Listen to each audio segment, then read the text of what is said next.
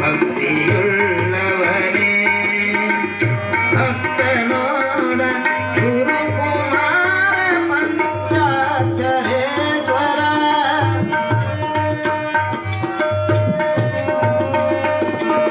ಗುರುಕುಮಾರ ಪಂಚಾಕ್ಷರೇಶ್ವರ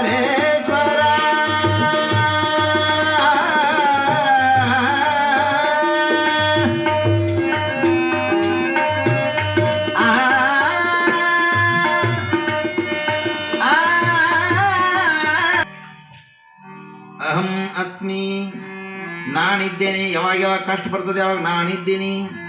ಭಗವತಿ ಜಗನ್ಮಾತೆ ಹೇಳ್ತಾಳೆ. ಈ ರೀತಿ ಯಾವ ಯಾವ ಕಷ್ಟಗಳನ್ನು ಇಟ್ಕೊಂಡು ವಿಚಾರ ಮಾಡ್ಕೊಂಡು ಭಕ್ತಿ ಮಾಡ್ತೀವೋ ಅವೆಲ್ಲೂ ಪರಿವಾರ ಆಗ್ತದೆ. ಯಾವುದು ಬೇಡ ನಮಗೆ.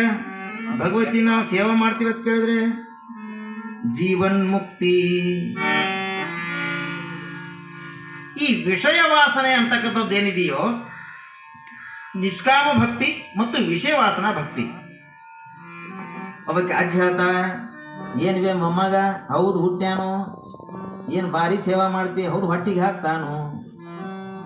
ಈ ಒಳಗೆ ಏನು ಮನಸ್ಸಿನಾಗದಲ್ಲ, ಮೊಮ್ಮಗ ನನ್ನ ದೊಡ್ಡವಾದ್ಮೇಲೆ ಹೊಟ್ಟಿಗೆ ಹಾಕ್ತಾನು ಅನ್ನೋದು ಏನಿದೆಯೋ ಅದು ಆಗದೆ ಅದರ ತ್ರಾಸ ಆಗ್ಲಿಕ್ಕೆ ಶುರು ಆಗ್ತದೆ. ನೋಡ್ರಿ ಬೇಕಾದ್ರೆ ಏನು ಮನುಷ್ಯ ಅದೀವಿ, ಏನದೀನಿ ಸಾಲಿ ಹೊಂಟದಿ ಪಿಸಾಚಾಗಿದ್ದಿ.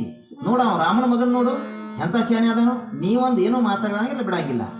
ಯಾವ್ದನ್ನ ಹೇಳ್ತೀವಿ ಒಂದು ಮೇಮ್ಯಾಗ ಬರ್ತಿ, ಒಂದು ಪಿಸಾಚ್ ಬಂದಂಗೆ ಬರ್ತಿ. ನೀ ಸಣ್ಣಾಗಿದ್ದೇನೆ ಹೊತ್ಕೊಂಡು ತಿರುಗಾಡೇನಿ, ಏನು ಬೇಕಾದ್ ಮಾಡೀನಿ, ನನ್ನ ದಾದ ಇಲ್ಲ. ಇದ್ರನ್ನ ಯಾಕೆ ಮಾಡೋದು, ನಾಳೆ ಯಾವಾಗವ ಅಂದಿರಿ, ಅಪ್ಪಗಪ್ಪ ಅಂದಿರಿ, ನಮಗೇನಂತೀರಿ ನೀವು. ಹೊಟ್ಟೆಗೆ ಬೆಂಕಿ ಬೀಳಕ್ಕೆ ಶುರು ಆಗ್ತದೆ. ಯಾಕಂತ ಕೇಳಿದ್ರೆ ನನ್ನನ್ನು ನೋಡಬೇಕು ಅನ್ನೋದು ವಾಸನ ಐತಲ್ರಿ. ಹಂಗೆ ಬೆಳೆಸಿದ್ದಕ್ಕಾಗಿ ಹಿಂಗಾಗ್ತಾರ. ಅವ್ ಇರಂಗಿರ್ತಾಕರೆ ತನಗೆ ಬೇಕಾದಂಗೆ ಇಲ್ಲ ಅನ್ನೋ ಕಾರಣಕ್ಕೆ ತ್ರಾಸ ಆಗ್ತದೆ ಅಜ್ಜಿಗೆ. ಆದರೆ ನಿಷ್ಕಾಮ ಭಕ್ತಿ ನನಗೇನು ಬೇಡ, ಈ ಮಗ ಚೆನ್ನಾಗಿ ಬೆಳೆದ್ರೆ ಸಾಕು ಅಂತ ತಾಯಿ ಏನು ಬೆಳೆಸ್ತಾಳೋ ಅವಳು ಕಾಳಜಿ ಮಾಡಂತ ಮಗ ತಯಾರಾಗ್ತಾನ. ಈ ನಿಷ್ಕಾಮ ಭಕ್ತಿ ಮತ್ತು ವಿಷಯ ವಾಸನ ಭಕ್ತಿ ಅನ್ನೋದು ಏನಿದೆಯೋ ಆ ಎರಡರನ್ನ ನೋಡ್ಕೊಂಡಾಗ ಗುರ್ತಾಗ್ತದ. ಆ ನಂದೀಶನಿಗೆ ಪರಮಾತ್ಮ ಹೇಳಿದ್ದೇನು ಅಂತ ಕೇಳಿದ್ರೆ, ನಿಷ್ಕಾಮ ಭಕ್ತಿ ಬೇಕು ದೇವಿಗೆ,